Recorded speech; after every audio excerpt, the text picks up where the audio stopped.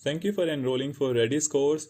And in this course, we are going to do 90% of hands-on, and there's going to be only 10% of theoretical, because what I believe is that doing hands-on is the best way of learning any tools and technology. So in Redis also, if you are doing hands-on, things are going to be very simpler.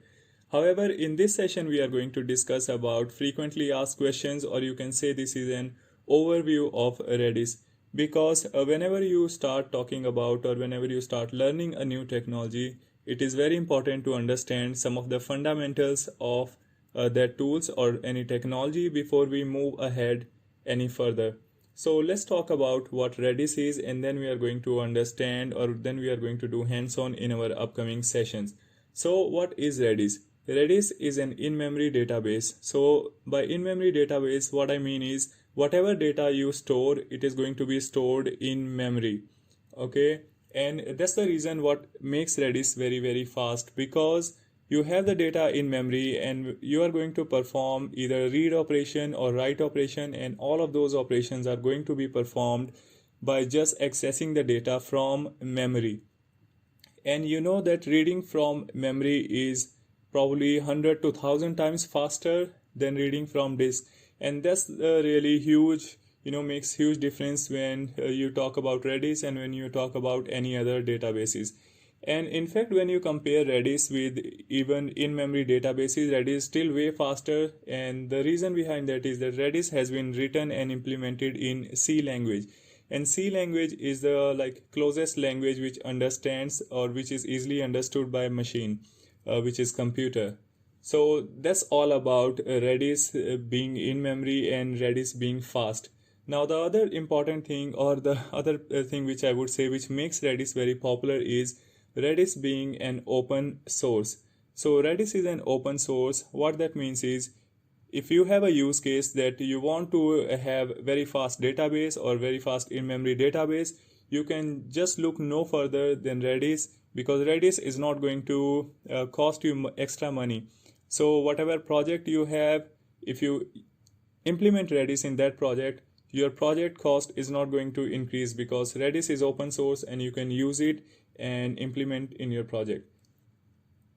Now the next thing about Redis is that Redis is a key value data store. So by key value, what I mean is that whatever data you store in Redis, it has to be a key value pair. So it's more like a dictionary, or if you know about Python, it's more like Python dict. Okay, so for example, let's say I have an employee ID and I want to store all the data about that employee. So employee ID is going to be a key, and all the remaining information can be considered as a value. And this key value pair can be stored in Redis. And we will talk about more about this and how the data is being stored in Redis in our upcoming sessions. But for now, it's enough for you to understand that Redis is a key value data store. Now, whenever we say that Redis stores everything in memory, you might be wondering that what happens when, let's say, when power goes off, are you going to lose all the data? So the answer is no, you are not going to lose any of the data, because along with storing the data in memory, Redis also gives you ability to keep the data persistence. So what that means is that all the data which is there in memory can also be stored on disk. So whenever Redis loads, Redis is going to read all the data from the disk and going to keep in memory, and then all the time it is just going to perform all the operations from memory. Only when the new data is coming and new data, you want to make the new data also persistent, that time only it is going to perform write operations of keeping the data on disk. Otherwise, it's just going to perform read and write and all the operations by just reading the data in memory. Okay, so yes, from the durability point of view, data is durable because you are able to persist the data on disk and you are not going to lose any of the data. And now the other thing about Redis is that Redis gives you option of high availability. So you can set up Redis in many different ways which can give you a high availability. So if you have, let's say, 3 servers, you can set up the Redis in such a way that if one of your server goes down, Redis is still going to be fully functional and your application is not going to get impacted from Redis being not available. And now if I talk about a scalability, Redis gives you an option to scale any number of nodes. So for example, let's say if you set up a Redis cluster with 6 servers and in future you want to increase the number of servers to gain more out of Redis, you can do that. All those options are available. You can install Redis in a distributed cluster way, and Redis is just going to scale up. Okay, and the good thing is that configuring all of those things are very easy. If you want to do the same thing using any other data store technology, I would say things are not as easy as it is in the case of Redis. Redis is really simple, and that's the whole idea about using Redis. Now let's understand some of the things in more detail. So when we said that Redis is in memory, so you already know about fundamentals of or the benefits of being an in-memory database or being a database which reads and writes from a disk. So I'm not going to discuss about this again, but this is, you can bookmark this and you can keep it as your note.